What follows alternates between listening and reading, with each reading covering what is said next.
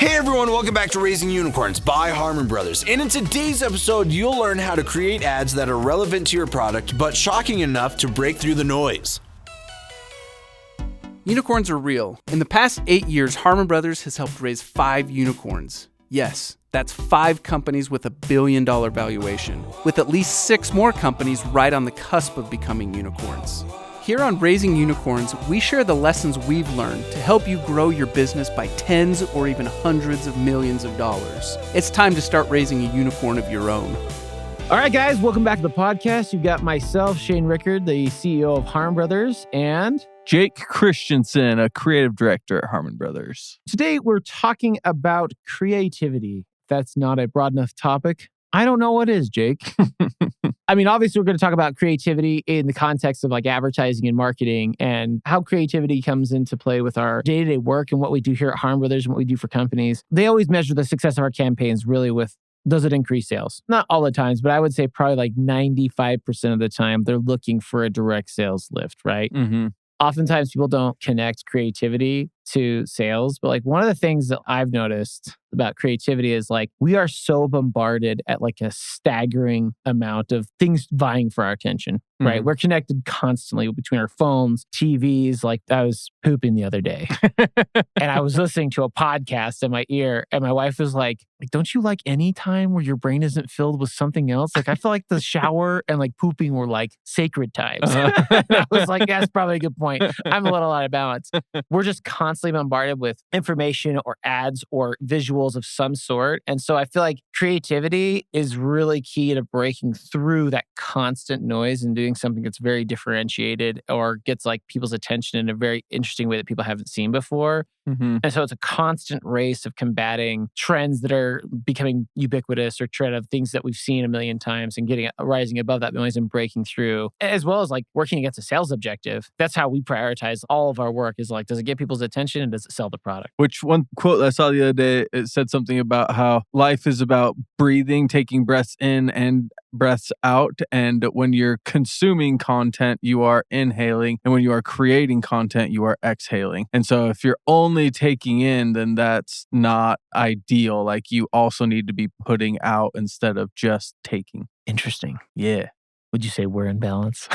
I think so, actually. I think at work, I'm constantly in like a creation mode. But then when I'm home, I'm constantly in a consuming mode. This is what justifies Jake watching 45 hours of Netflix a week.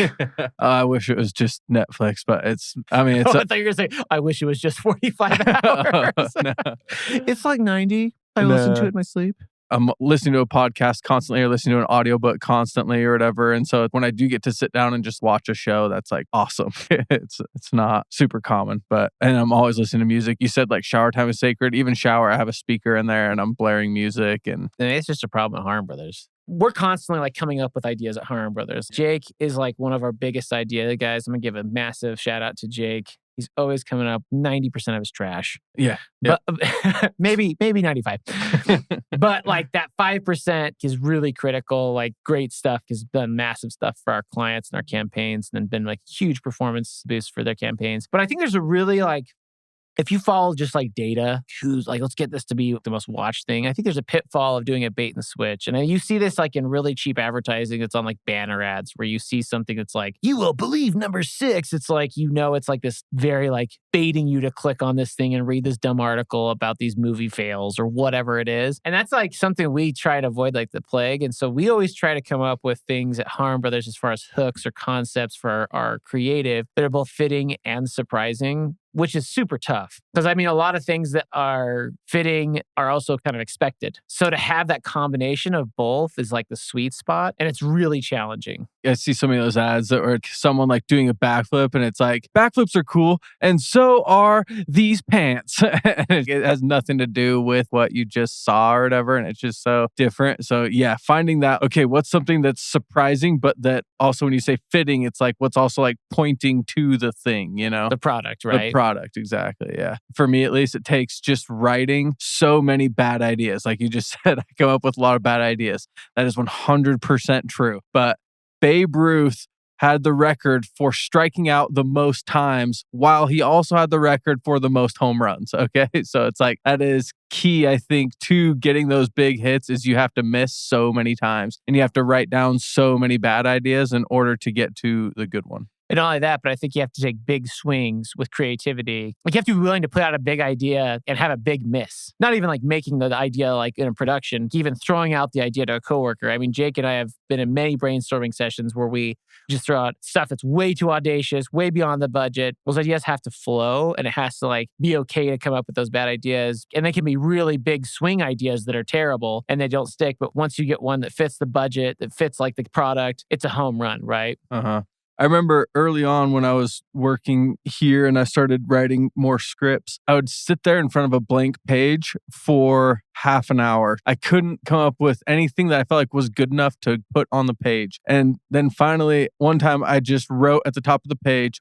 bad ideas. And then it gave me permission to just write anything and everything on it. And so then I put down so many things and it was like in putting down all of those bad ideas, then I was able to like finally start mining the golden ones. But until I started just writing things, nothing was showing up. Yeah, you just got to give yourself permission to fail. Be okay with having bad ideas because knowing that's part of the process and knowing that that's how you're going to get one of those big hits is huge. Our mantra is like a creative team and like how we've gotten some of the really cool ideas out there for our clients is definitely giving ourselves permission to fail. One of the other things too, when we're vetting ideas at Harmon Brothers, like one of the things that Jake and I and the creative team always try and keep at the forefront of our minds when we're making content for our clients is how do we make a concept stick? If you haven't read the book by Dan and Chip Heath, Made to Stick, it's a really, really great book. It's super, super fascinating. And they go through all these kind of case studies throughout history of marketing campaigns or slogans or things that have just stuck in people's minds and outlasted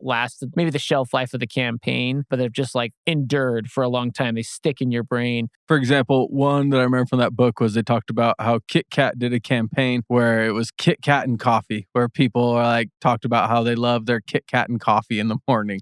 And as weird as that sounds to me now, like I wasn't around for that era, but it worked. People would automatically start associating their coffee with Kit Kats, and it was a constant reminder for them that, oh yeah, I'm having my coffee and I want a Kit Kat. It's so interesting because I feel like it makes you think differently about your creative. So sometimes it's the less obvious stuff. Because a lot of times, like we said, like the obvious things or the fitting things very often don't mean the most memorable or the things that'll stick and, you know, that are surprising. One of the things that we did on the Chapbook's mom video, she's relaxing in a bubble bath and she's like, I have so much time. I'm relaxing. It's like, are you kidding me? Like, and she pops up out of this bathtub and it was like very abrasive, very much so like, this is not what it looks like type of a thing. It was very memorable and very sticky because it was not talking about coming out the gates and talking about photo books. It wasn't talking about the obvious thing of like, I love taking pictures of my family. It was like, I'm just relaxing and having a good time. Just kidding. I'm not. My life is insane and I have crazy kids that are trying to kill me with a crossbow. It came out like it was talking about photo books in a totally different way that was very unexpected, but very relatable to people and so off kilter that like it stuck and resonated with people in a way that like they haven't read that ad for years now. Like I still have people when I tell them I work at Harmon Brothers, and if it's a woman, they know who Chapbooks is and they're like, oh man, I love those videos. Like that's something that constantly comes up when I talk to women. Yeah, which another one was The Chosen, which is a TV show about Jesus. And so we did an ad campaign where we had the devil telling people to not watch The Chosen. You know, I mean, everyone's go-to in any ad is to tell people to go watch this thing or go buy this thing. But we thought, let's come at it from the other opposite angle and go with an anti-ad where we tell people to not watch it, but then make our person saying that be the most evil person to ever exist, which is the devil.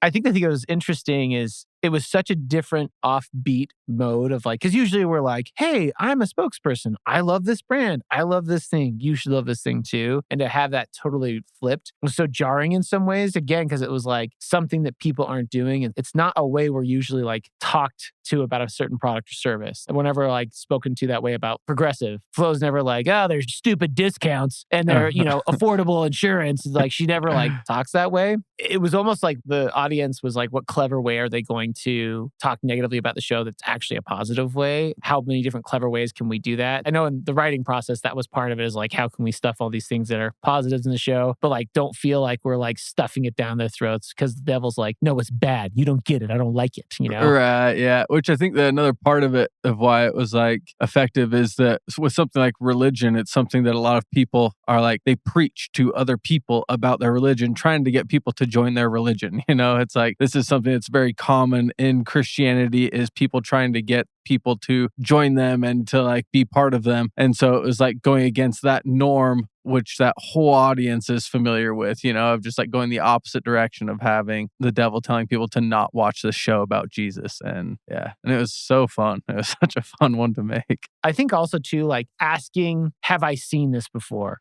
You know what I mean? Of like, because it's very easy to like come up with ideas that subconsciously you might not realize are derivative because you've seen that stuff. I mean, like again, like I was saying at the beginning of the podcast, is we consume so much content, unbelievable amount of content, video and books, podcasts. There's so many things that get in there. It's so easy for it to just be like lost in the jumble. And like, you're like, oh, I've got this idea. And then you think about it, you're like, I'm pretty sure I've stole this from somewhere else, or it's like a derivative of it. And that's okay. Those oftentimes are good jumping points. So like, how can we change this? How can we do something different? Or take that idea, that germ of an idea, spin that out into something. It's like, how can we put our own twist on it where it really makes it different, really makes it memorable? An example of this is we were doing some concepts for an intro for a client called Rinse, which is like a laundry delivery service. And like a lot of people in the reviews and like the customers we'd interviewed said like laundry was like a huge stress in their marriage and like stress in their day, that they just like hated it with all their heart. So I had the idea, I'm like, okay, maybe we can like have someone like chuck an entire basket full of laundry out the second story window, lands on their car alarm goes off. And I said this idea to Jake. And Jake was like, well, you know, like, I think it's a decent idea, but I feel like you could one up it. And so he was pushing me because he's like, I've seen a lot of ads lately that have like wallets that are being destroyed or products that are being destroyed. And like, that's like the intro is like, hey, look at this nice thing as I destroy it, you know? And he's like, I feel like that's just like too close to like that feel. And so we came up with an alternative intro where he's like, throws the basket out the window. And there's a dude walking a dog that just like sees this whole thing happen and stares at him. There's like a weird, awkward exchange between the two. And you're right, bro. You know, it's like, yeah, I just don't like laundry, you know, which is like a totally different spin on why it's funny and why it's memorable. Because in most of these ads, it's like, your wallet sucks. And then they break their wallet or whatever. Or it's like laundry's the worst. Yeah, laundry's the worst. Throw it out the window. And then it just... That's the end of it. Yeah, exactly. So taking it to like extra comedic beat makes it feel very different from all the other competitors. It's funny because like that's one I really wanted to film, and we weren't able to do this in the first phase. It's definitely earmarked for our next phase with Rinse. So if you haven't seen that ad, it's coming. So just cool it. Now you like kind of reminded me that whole process, because even while I was pitching that to you, you had brought some of those, you know, your wallet sucks, or like your shoes suck or whatever. Not even saying like your laundry sucks, even kind of tangential to that, but it was still close enough that you're like, I think we need to one up it. I think we need to push it harder. That thought process that you pushed on that creative, pushed it into a next realm where it was like much funnier, much more entertaining. It was very different from like what's out there right now. Which that brings up a point that I think is really key to highlight for anyone who's brainstorming and trying to get ideas for really anything. When you have something that you think is good, run it past people. Find your people who will give you good feedback. I know people who like I can take my different ideas to, and they will just stroke my ego and just be like, oh my gosh, it's so good. Great job. I love it. You know, I mean, sometimes it's good to have those people when you go to other people who will just tear your ideas down. It's so valuable to have those people who will tear your ideas apart. We work with a guy named John Newton, and John is fantastic dude. Freaking love John. I wrote a script the other day and I took it to someone and they read it and they were like, I loved it. It was so funny. They were all about it. Took it to another person and they were like, similar thing. And I was like, okay, I need to take it to someone who's going to tear it apart. So I took it to John Newton, and John Newton tore that script apart. Like, I should show you it afterwards, like all the notes that he put on it, just so many things. This just is not like, funny. Yeah. This part doesn't make sense. I don't like this character. Yeah. This is dumb. Yeah. It was one of those things where I had to like read it and then just put it away and not look at it for the rest of the day because it hurt my feelings so bad.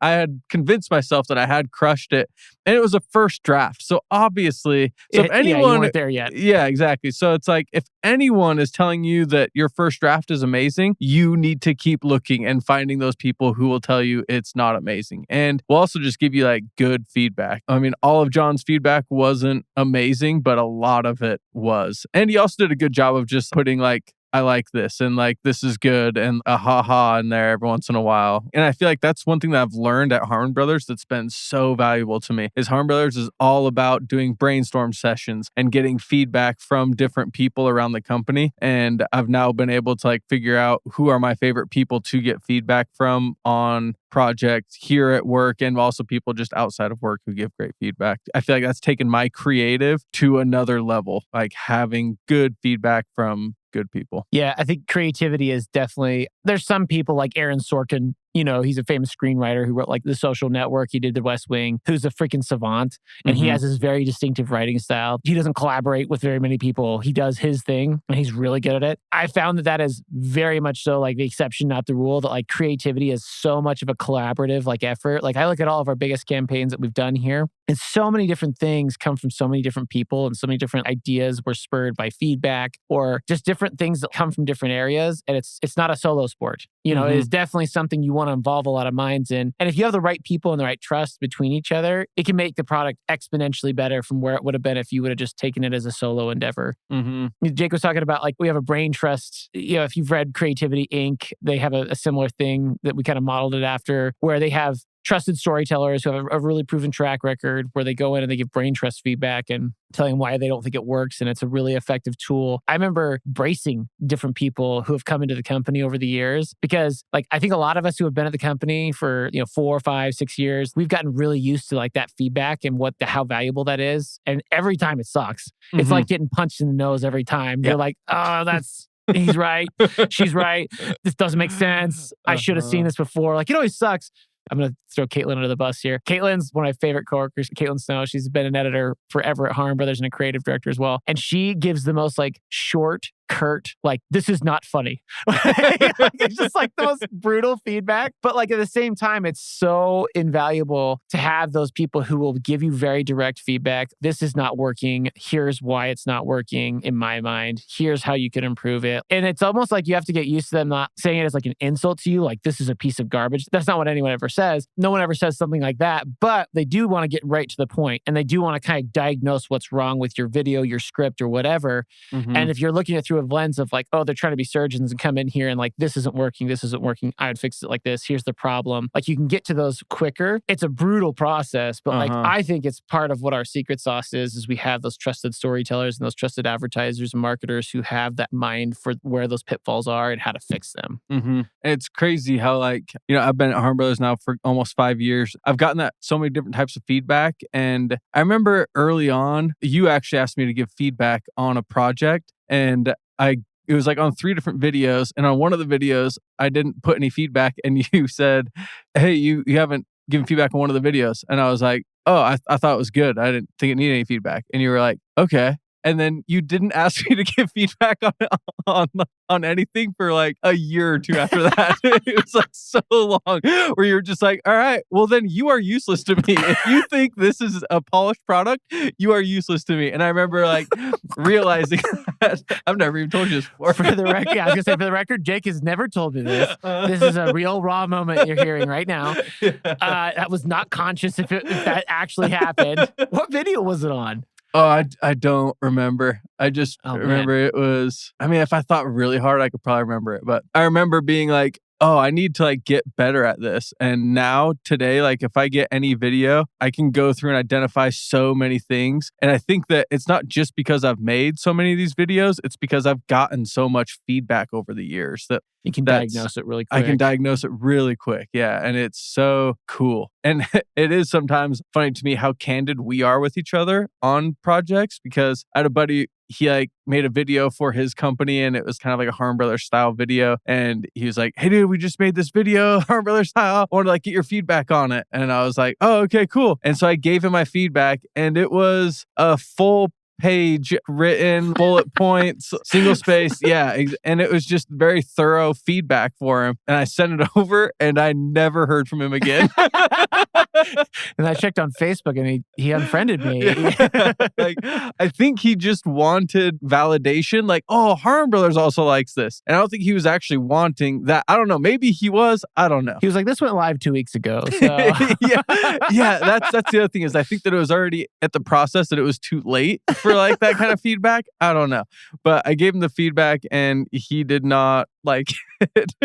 Or I never heard from him again. So who knows? So let me ask you this, Jake. Let's get into some questions like for you. I think that a lot of people listening to the podcast, they're either entrepreneurs or they're marketers themselves or advertisers. They have different levels of creative involvement in their job for advertising or marketing. And so I think one of the things that might be helpful for them is to talk through like, where do you get your best ideas? Like, where do you draw inspiration from? Or where do you like go to get your creative ideas into your advertising or into your scripts? I have kind of a process that I do.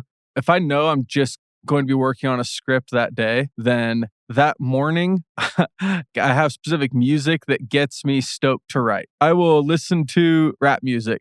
To me, rap music is such poetry that gets me so stoked to write. I love the verbiage and everything like that. It just gets me so pumped to write. So I listen to rap music. I go to a coffee shop. I get a coffee. I sit down and I write. That environment is busy enough going on around me that I'm a little bit distracted, but not distracted by like social media. Like if I get too bored just in a room by myself, then I'll be like, oh, let's go to social media or whatever. But if there's a little bit going on in the room, then it distracts my ADD enough that I can just stay focused on whatever thing I'm working on. Which putting my phone away, that's another big part, is I will have my backpack and I'll put my phone in my backpack on the ground and then I'll write and I'll sit and be like, look at the page, blank page for several minutes before I'm like, okay, I just have to get something on it. I just have to start. And I'll just put anything down and maybe I'll label the page bad ideas, but then I start writing. And then once I start writing, then I give myself permission to put down all my ideas, good or bad. And then once I find one that I think I like, I just start running with it. And I run with it until I realize it has a dead end and like it's not going to work. And then I'll go back and just keep writing like other options and take one of those and keep running with it. And yeah.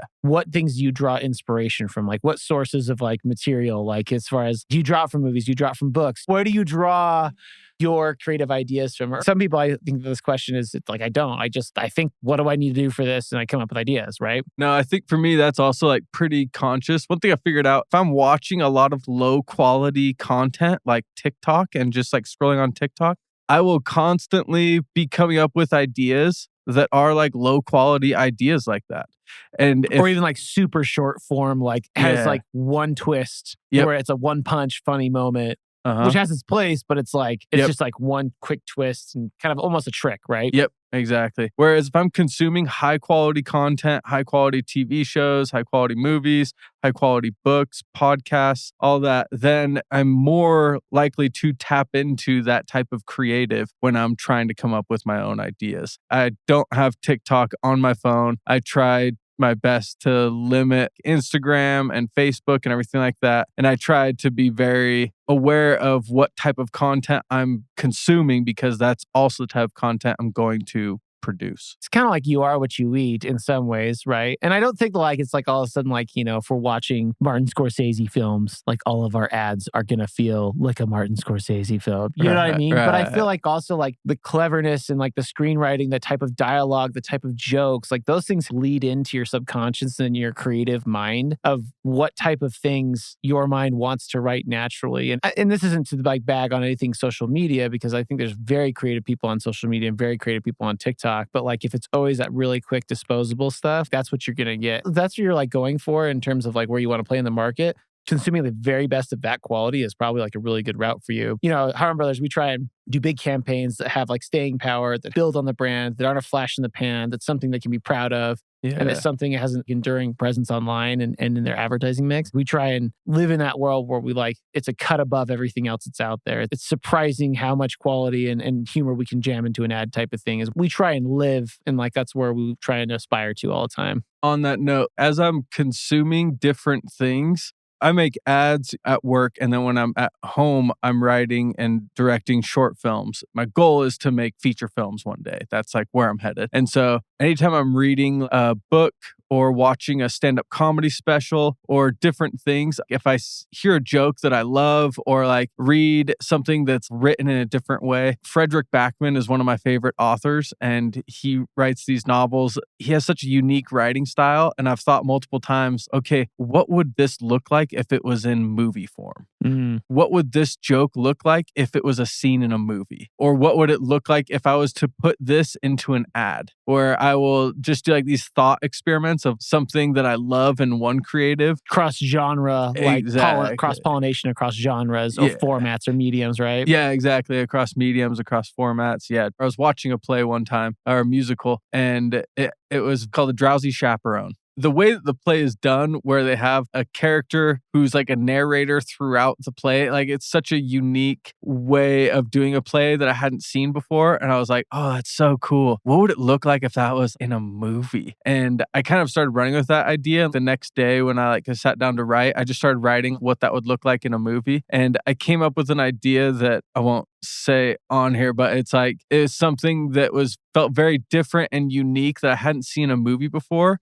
And I hope to be able to incorporate this into one of my movies that I make someday. But it got me to a place that I couldn't have gotten without that Thought creative experiment. there. Yeah. And I think that's how the movie Swiss Army Man was made, where people are just like, what if we did this weird? If you guys haven't seen Swiss Army Man, it's one of the most bizarre, creative, and almost upsetting films I've ever seen. But I think, again, you got to take risks, you got to take swings, And one thing I loved about that movie is that there's several movies, books, songs, things that I've listened to or watched that have made me say the phrase, I didn't know you could do that. I didn't know you could do that in a movie. I didn't know you could write a book this way. I didn't know, and that's one of my favorite feelings. I wish there was a word for that feeling that's oh my gosh, I just discovered something new that I didn't know you could do. And Swiss Army Man was definitely one of those movies for me where I watched that movie and I was like, I didn't know you could just do that in a movie. I loved it. Such a good unexpectedism. Everything Everywhere All at Once. Same thing. Oh yeah, that freaking Not that this is a movie podcast, but talking about creativity, I feel like that in narrative storytelling, there's a lot of different ways you can take, risks in different ways you can from advertising, but we try and incorporate as much of that of breaking formats and crossing over genre boundaries in a way where it's unexpected. Again, because your whole goal in advertising is obviously to sell product. The way you sell product is you win people's attention with creativity. You win people's mind share. It's just a different application of that skill set of creating new ideas that people haven't seen before. Yeah. Maybe I'll answer this because you already kind of answered this. Your best tips for getting in the zone. You said you listen to rap music, you go to a coffee shop, you want to be distracted, you don't want to be in a white sterile room, you want to be somewhere with some stimulation, you just flow and let the ideas go, right? Yeah. For me, I think getting in the zone, I'm a little bit different where I think if I'm totally solo by myself when I'm writing, I feel like I struggle. I actually do way better when I spitball with someone first, get the seed of an idea first, and maybe even have a little bit of banter back and forth. And then I go off and write that thing up. I think a little bit of it is because my position at Harmon Brothers, I'm always busy with a million different things. And so if I'm on my computer, there's always someone and I think a lot of people are this way. There's always something to distract you. There's always a Slack message. There's always a meeting. There's always something. Having time that I set aside to go in a room with Jake or Ryan Powell, one of our writers, or someone and setting time to just throw a ball back and forth in the room or just start spitballing ideas and just throwing crap against the wall is really beneficial for just again, it's just getting the flow of ideas to just freely fly is really critical for me. And so just creating that space where you're not distracted. I know some writers, they straight up write on devices that aren't connected to the internet whatsoever. They just have an iPad that is not connected to Wi-Fi. Or typewriter. Or I mean George R. R. Martin writes on an old Tandy 86 computer because he's weird. But I think the idea of a connected device that has a billion ways of distracting you or people reaching out to you is definitely something that doesn't nurture creativity when you're you're in a workspace. So I think putting on Do Not Disturb is like a really good help, or like putting your phone away and just like creating a time bubble where you can be protected from distractions. Mm-hmm. And whatever that looks like, whether it's sitting at a coffee shop or whether that's like spitballing with like another writer and just like brainstorming, I think that's like you have to create a space where it's okay for ideas to flow. Because if you don't, and there's always a million things that are always pressing, and like if you're an entrepreneur or you're in a marketing team, there's always an initiative, there's always some pressing issue that always comes up. And I think that distraction and just like being overly busy is really bad for creativity. Like giving your brain space to like just wander and think in ways where it doesn't when it's trying to just go task. That reminds me of the book, The War of Art. So there's the book called The Art of War, not that one. I'm talking about The War of Art, where it's the battle of trying to create anything. And anyone who does anything creative needs to read that book. It's a very short book, but it talks I about... read that one. Oh, really? Yeah, I should check it out. Oh my gosh, dude. Yeah, fantastic. And it's all about resistance and how resistance will try to keep you from accomplishing whatever creative task you're working on.